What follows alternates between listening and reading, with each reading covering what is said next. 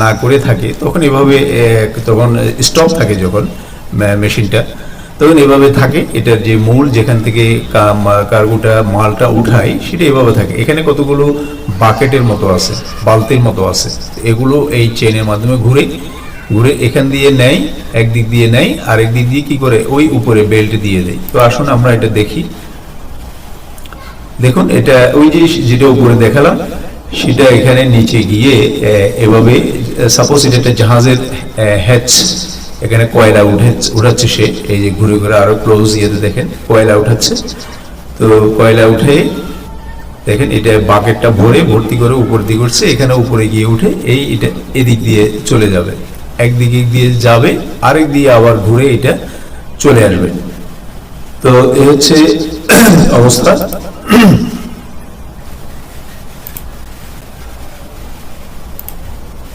তো দেখুন বন্ধুগণ, এখানে হচ্ছে এটা হচ্ছে বাইরে, এই যে একটু আগে যেটা দেখালাম সেটা, এখানে বিভিন্ন পাইপ আছে, এখানে বিভিন্ন পাইপের সাহায্যে এটাকে কানেকশন দিতে হয়। যেহেতু কনভেয়ার বেল্ট একটা লম্বা একটা পথ পাড়ি দেয়, এই যে এখানে মূল ভিতরে যে বেল্টটা এর ভিতরে আছে, যে লম্বা বেল্টটা, আর মেশিনটা হচ্ছে এটা। তো এটা যখন অফ থাকে তখন এভাবে আছে, আর যখন কাজ করে, যেমন এটা দিয়ে পাথর ক্যারি করা হয়, কয়লা ক্যারি করতে পারে, চাল হলে চাল, গম ইত্যাদি জিনিস ক্যারি করে, যেখানে এটা কন্টিনিউয়াসলি চলে, যেখানে লোডিং আনলোডিং চলে, তখন এই কনভেয়ার বেল্টটা সেখানে পার্মানেন্টলি ইয়ে করা হয়, সাধারণত বন্দর এলাকায় অথবা ইন্ডাস্ট্রির মালটা লোডিং আনলোডিং করতে এটা করতে হয়।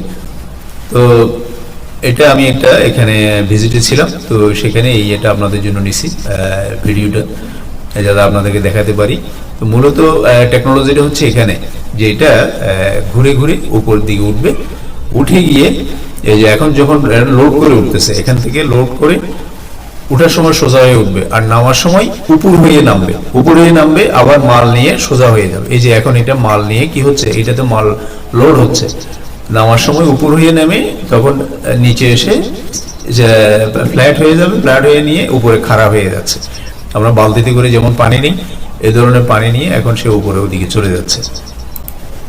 তো আর একটু দেখেন এখানে, এখানে এবার এই যে উপর করে যখন নামার সময় নামার পজিশনটা এটা, আর একটু দেখেন এখানে এই যে নামার পজিশনটা হচ্ছে, এখন সে নামছে, বাকেটটা নামছে, এখানে নামার পরে এটা ঠিক আছে উপর হয়ে নামে।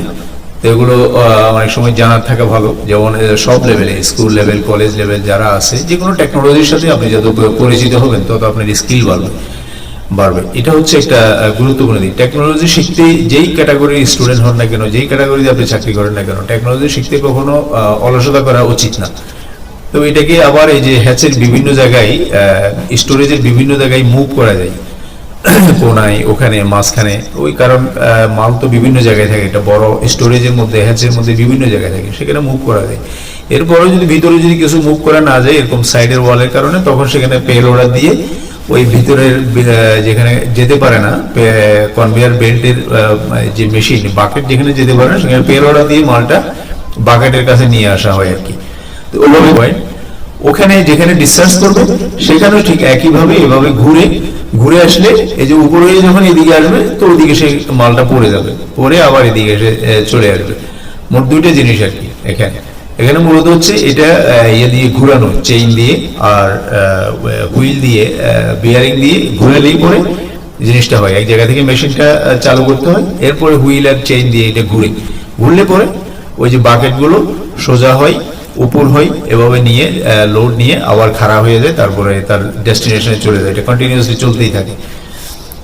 দেখুন এখানে আরো কিছু কনভেয়ার বেল্টের ফুল ছবি, যেমন এখানে এটা একটা সিমেন্ট ফ্যাক্টরি, এখান থেকে এটা সিমেন্ট, র সিমেন্ট এখানে যাবে, আবার ফিনিশড ব্যাগটাও এখান থেকে এখানে নিয়ে আসতে পারে সিস্টেম, যখন যেটা দেবে সেটা এখানে। এটা হচ্ছে ফুল কনভেয়ার বেল্ট এরিয়া, এখান থেকে ভিতরে গিয়ে আবার এখান থেকে প্রসেস হয়ে জায়গার মধ্যে চলে যাবে প্যাকেটটা। তো এটা দেখুন, এটাও আরেকটা সিমেন্ট ফ্যাক্টরির কনভেয়ার বেল্ট, এখান থেকে ফিনিশ প্রোডাক্টটা নামে, এখান থেকে আসে, এখান থেকে যায়, পুরা এটা। তো বাকেট সিস্টেমটা ওভাবেই আছে। বাকেট যখন সিমেন্ট বা পাথর বা কিছু উঠাতে হয়, গম, কয়লা বা এরকম কিছু, তখন সে এখান থেকে ওই বাকেট সিস্টেম করে এখান থেকে উঠে এখানে নিয়ে আসবে, এখানে দিবে, এখানে এসব যেখানে মেশিনারি আছে প্রসেস করার জন্য সেখানে দিবে, ফিনিশড প্রোডাক্টটা হয়ে এখানে চলে যাবে। এখন তো অটোমেটিক ফ্যাক্টরি, এগুলি ফিনিশড অটোমেটিক মেশিনে প্যাকেট হয়ে মেশিনে ব্যাগের মুখ বন্ধ হয়ে আসে। তো এরপরে দেখেন আরেকটা, এটা হচ্ছে কয়লার বিদ্যুৎ কেন্দ্রে যে কয়লার কনভেয়ার বেল্ট। তো এখানে দেখেন এটা ওই আমাদের এটার হচ্ছে আগে প্রথম যেটা দেখাইছি সেটার হচ্ছে ফুল কনভেয়ার বেল্টটা হচ্ছে এটা, ঠিক আছে। তো এইভাবে গিয়ে ওখান থেকে জাহাজ থেকে কয়লা নিয়ে ওই স্টোরেজে গিয়ে জমা হয়, স্টোরেজ থেকে ওখানে এভাবে চলে যায়, ওই যে ওখান থেকে মেশিনে ঘুরে নিয়ে এভাবে আসবে, ওখানেও ওরকম আছে আনলোড করার জন্য, ঘুরে আবার এদিকে আরেক দিয়ে চলে আসবে, একদিক দিয়ে যাবে আরেক দিক দিয়ে চলে আসবে।